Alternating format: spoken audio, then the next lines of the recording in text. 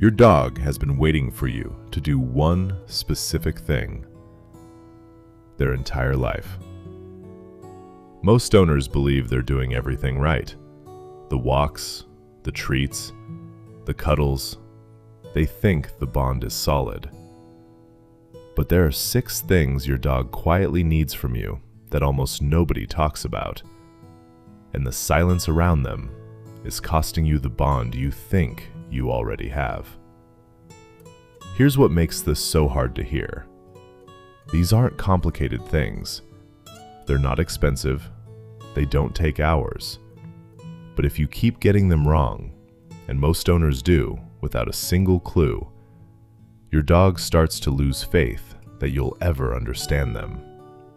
Stay with me, because by the end of this video, you will see your dog in a way you never have before. Number 1. Give them a space they truly own. Has your dog ever crawled under the bed? Wedged themselves behind the couch? And did you pull them out because you thought something was wrong? Most owners do. They interpret it as a problem to fix. But in that moment, your dog wasn't asking for help. They were asking for exactly one thing, and you took it away. Dogs are descended from animals that used dens for survival. A den wasn't a luxury for a wild canid. It was the difference between feeling safe and feeling completely exposed. That instinct didn't disappear when your dog started sleeping on your couch. It's still running in the background of every overwhelming moment they experience. Research published in Applied Animal Behavior Science found that dogs provided with a consistent enclosed resting space show lower cortisol levels, the hormone directly linked to chronic stress, compared to dogs without one. That's not a comfort preference. That's a biological need your dog was born with. Now look around your home. If your dog has no spot that is truly theirs, no crate with a blanket, no quiet corner, no place they can retreat to without being followed or moved, then every stressful moment in your home is a storm your dog is weathering completely alone. And when a dog has that space, something shifts. They stop disappearing into the walls of your home. They start choosing to be present. Number 2, stop touching them when they didn't ask. Be honest with me. When your dog is lying on the floor and you walk past, do you reach down and pet them? Dogs have a concept researchers call personal space and autonomy, and it matters far more than most owners ever realize. Every time you initiate contact your dog didn't ask for, you're making a small deposit into something called learned helplessness. 1 or 2 uninvited touches, no big deal.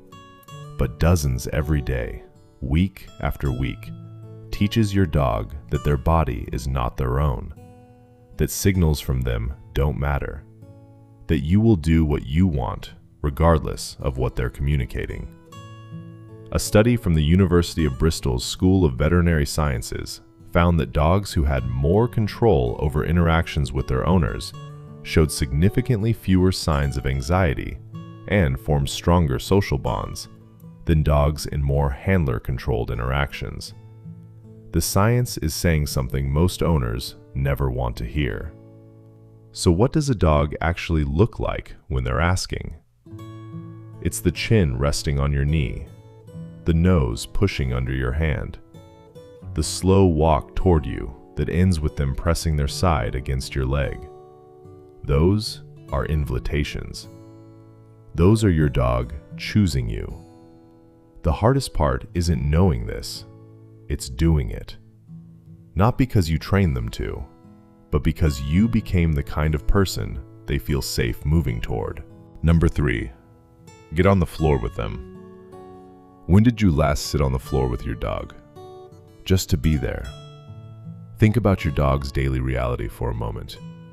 Research in canine cognition has consistently shown that dogs read body posture and physical size as signals of dominance and threat level, the same way their ancestors read signals from predators in the wild. Every time you stand over them, even with the best intentions, part of your dog's nervous system is quietly calculating whether this moment is safe. But here is what happens when you lower yourself to the floor. That calculation changes completely.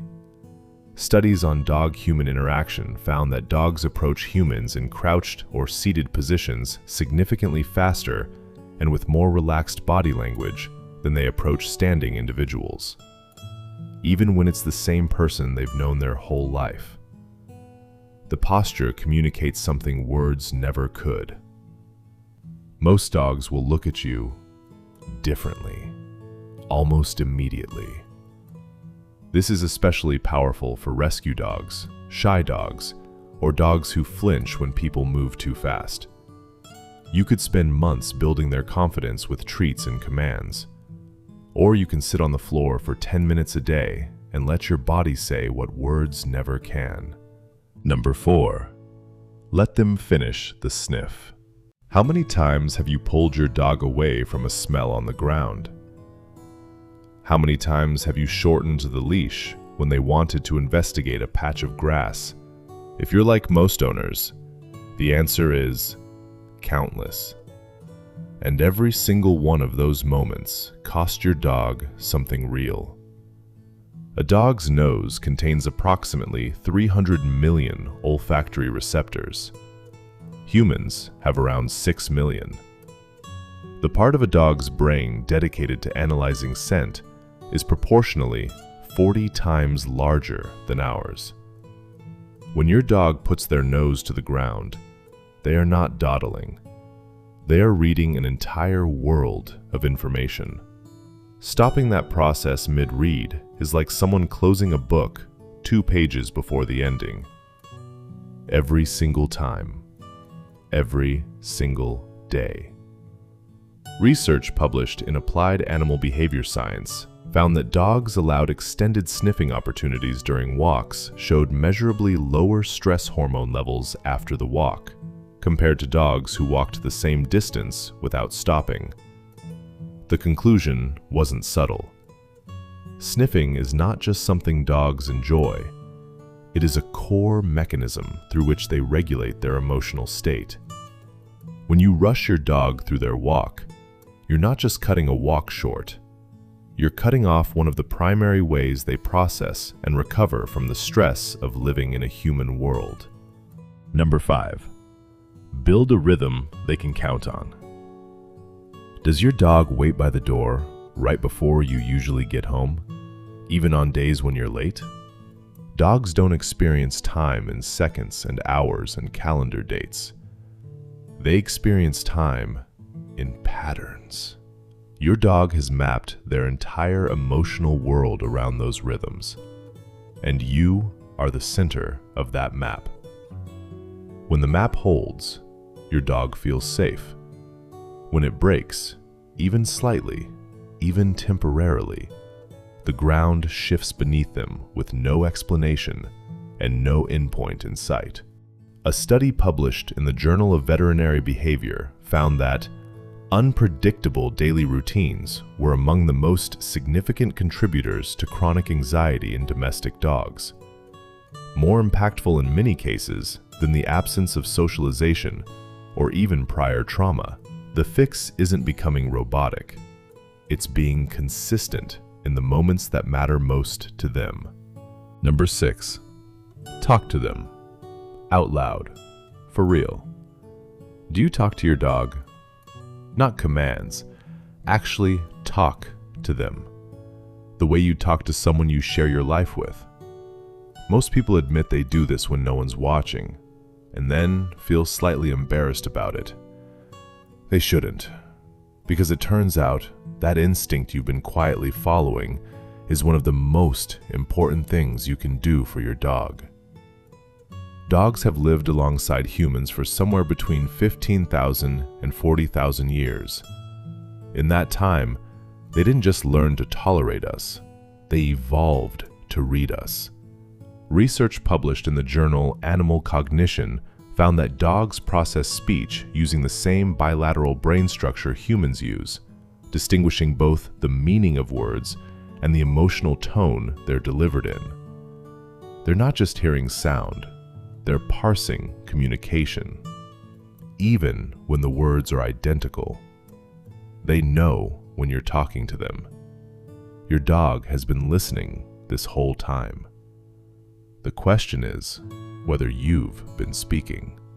You're including them. You're treating them like what they actually are, not a pet you manage, but a living being who has oriented their entire existence around you. Your dog is not asking for perfection. They're asking for you, the real you, the one who sits on the floor, who waits instead of reaching, who slows down on the walk, who talks out loud like it matters, because it does. They've been asking their whole life. Now you know what they were trying to tell you. If this changed how you see your dog today, share it with one person who loves their dog and doesn't know any of this yet. They need to see it. Subscribe to Pawper View. Every week, we go deeper into the world your dog actually lives in, so you can finally meet them there. Your dog has been waiting. Now you know the way.